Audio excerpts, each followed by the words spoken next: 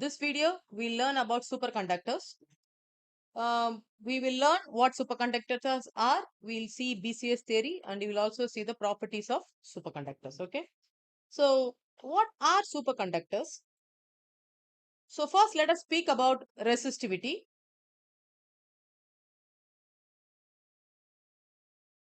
You know, resistivity is given by rho. Now, generally, resistivity in materials happens because of two different phenomena. So, let me call it rho T plus rho I. This rho T is the resistivity which is caused because of temperature, and rho I is the resistivity which is caused because of impurities. So what happens at high temperatures? When electrons, um, electrons are the ones which cause the conduction, and when electrons leave, what is left over is called as lattice. So let us assume what I'm giving is only a representation. Lattice doesn't look like this. It's only a physical representation for us to understand. So this being a lattice, the electrons will flow over it. And when you increase the temperature, what happens is this lattice will vibrate. So when the lattice vibrates, when I say vibrate, it vibrates very, very, it doesn't vibrate just like this. It will probably vibrate like the waves or whatever. So what happens is when electrons are moving like this, they keep colliding with the vibrating lattice. This we call as phonon generation. Okay, phonon generation. When lattice starts vibrating, so phonons are generated due to heat. You know that. So electrons, when they flow over a lattice, they keep colliding with the lattice. So what happens with each collision? The velocity of the electron keeps reducing. So what happens? There is resistivity. So that is rho T, resistivity due to temperature. Let me again repeat. As electrons are flowing along the lattice, with increase in temperature, lattice begins to vibrate. When lattice begins to vibrate, electrons collide with the lattice, as a result of which they are slowed down. So these here there is a resistivity arising due to temperature or resistivity due to lattice vibration. That is one factor. The other factor is rho I, meaning impurities present in a material. When there are impurities present in a material, the electrons will keep colliding against them. So resistivity in a material is given by resistivity due to high temperature and resistivity due to impurities. Now let me assume I have a material which is almost pure. So let me say rho I is now almost equal to 0. Okay, so which means my rho is only due to rho T. So certain materials, so I will draw a graph, resistivity rho, temperature T. Now most of the materials, as you keep on reducing the temperature, so let me take some material. As you keep on reducing the temperature, what happens? The material will slowly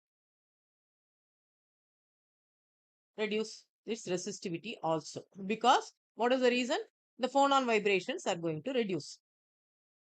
But in the case of certain materials, what was observed is, as you go on reducing the temperature, at a certain temperature, resistivity suddenly drops to 0. So let me repeat. Almost for all the materials, as you go on decreasing the temperature, resistivity keeps decreasing. But in certain materials, as you decrease the temperature, at a given temperature, let me call it the critical temperature, Tc, resistivity suddenly drops to 0. Resistivity suddenly drops to 0 means conductivity is extremely high. Am I right? So resistivity suddenly dropping to 0, conductivity is extremely high, and these materials were labeled as superconductors. So what is happening here? So that there is superconductivity. So the basis of this is given by what is known as BCS theory. So it is three scientists, Bardeen, Cooper, and Schiff. they have given what is known as BCS theory. So let us now discuss BCS theory. So now I am assuming an electron moving in a lattice. So you must have all learnt about crystal physics in your school. So what happens? There's an arrangement of atoms here, right?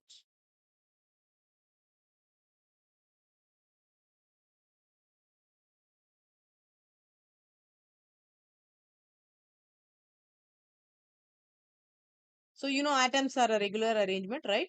So lattice points, whatever. So okay, these are all connected. So I am assuming there is an electron which is moving along the lattice. When the electron is moving along the lattice is now positively charged. Okay. And the lattice is vibrating. You, at a higher temperature, it will vibrate. Now, this electron, as you reduce the temperature, we know the vibration also will reduce. As the electron is passing along the lattice, what happens is it distorts the lattice. So, what will happen is this lattice at this point, let me say an electron is here. So, the lattice is a little distorted. Okay. So this electron, after distorting the lattice, what happens is, and there is an attractive force between the lattice and the electron because the lattice is positively charged and the electron is negatively charged. But because of the very high velocity of the electron doesn't stay there. After distorting the lattice, the electron moves ahead. Probably it comes here. So let us say this is called as electron 1. There is a distorted lattice. So there is an electron 2, mostly of the, or no, compulsorily of the opposite spin, which means if this electron, let us say, has a spin up, there's another electron which has a spin down, which comes here. This is also negatively charged, and this is attracted a little more towards this distorted lattice. Okay, and it also zooms ahead easily looking at this distortion. Now, this electron 1 fellow, after distorting this place, is also distorting this. And again, this electron goes over to the next place. I'm sorry. When the electron goes over to the next one, now this part of the lattice is distorted. Now this electron will come over here. So which means as this electron goes on, progressing, this second electron keeps tagging along with the first electron. So much so, they are actually moving as a pair. Let me repeat. Um, you have a lattice, right? You have a normal lattice. There is an electron which comes here, one which comes here. And this electron, what it does, it distorts the lattice. Okay. This distorts the lattice. Why does it distort the lattice? Because of the speed with which it is moving. And also there is a pull force experienced by the electron because electron is negatively charged and the lattice is positively charged. Now, after distorting the lattice, the electron doesn't stay on here because the electron is moving with a very high velocity. The electron now moves over here. Now, this distorted lattice doesn't have any time to recover, but it is good enough to attract another passing electron, generally of the, no, compulsorily of the opposite spin. If this is a spin up, it will be spin down. So, this it attracts another electron. So, now what happens? This electron will distort the lattice here and it will again move over to the next floor. So again you have a distorted lattice. Now the second electron will be attracted here, will be pulled here. Rather than the normal speed, it will be pulled. The second electron will be pulled by the distorted lattice. So as the first electron goes ahead, keeping, distorting the lattice, the second electron is pulled along. So what we see here is these electrons move as pairs. These electrons move as pairs, creating something like a path. So what is happening? There is no vibration. Okay. So which means your rho t. I told you rho is equal to rho t plus rho I. Rho I is already 0 because I am assuming a pure material. Now there is no lattice vibration. So there are only distortions as the electrons pass. So the electron is distorting the lattice. So you have number one, an electron which is moving. It is distorting a lattice. So what we have is phonons. These phonons, what do? They attract the next electron. So you have another electron coming. So first electron distorts lattice, phonon generation, that attracts the second electron. So your superconductivity or BCS theory is based on electron phonon electron interaction. So due to this phonon distortion, I mean lattice distortion and phonon generation, electron and this electron always move as a pair. And when they move as a pair, they zoom ahead, discounting all cases of resistivity. So you have what is known as BCS theory. Now, these electrons, they move as pairs. And these electrons which move as pairs leading to superconductivity is known as Cooper pairs. That is it about BCS theory. So what happens in BCS theory? An electron is moving along a lattice. As the electron moves along the lattice, it distorts the lattice. After distorting, it proceeds. Now, another electron is attracted towards this distorted lattice. As the first electron goes on proceeding, it keeps distorting the lattice and the second electron lags along. So, these two electrons move only as pairs, which are known as Cooper pairs. And when these Cooper pairs move, they encounter very less resistance because there is a very less lattice vibration.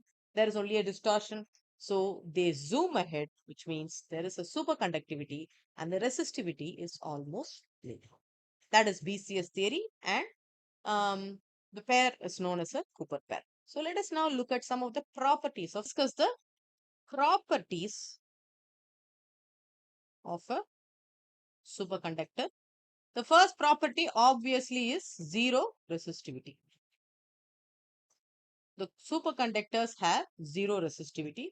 Second property is effect of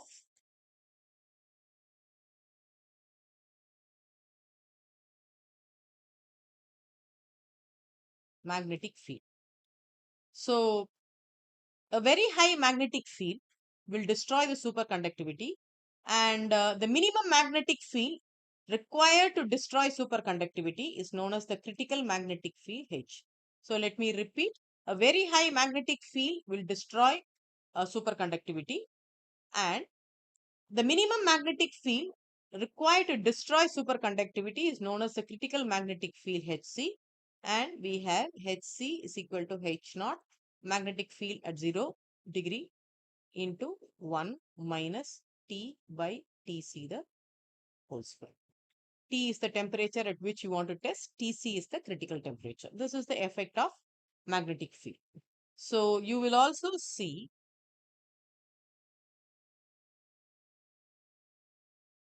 the graph going like this, wherein you can say this is H naught.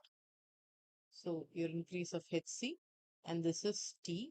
So you can see as temperature increases, Hc will decrease. So that relationship also you can see. So which means Hc will be different for different temperature. Hc for a given material is not an absolute value. It also depends on temperature. As temperature increases, you can see Hc will decrease. So this is another relation. So the third one is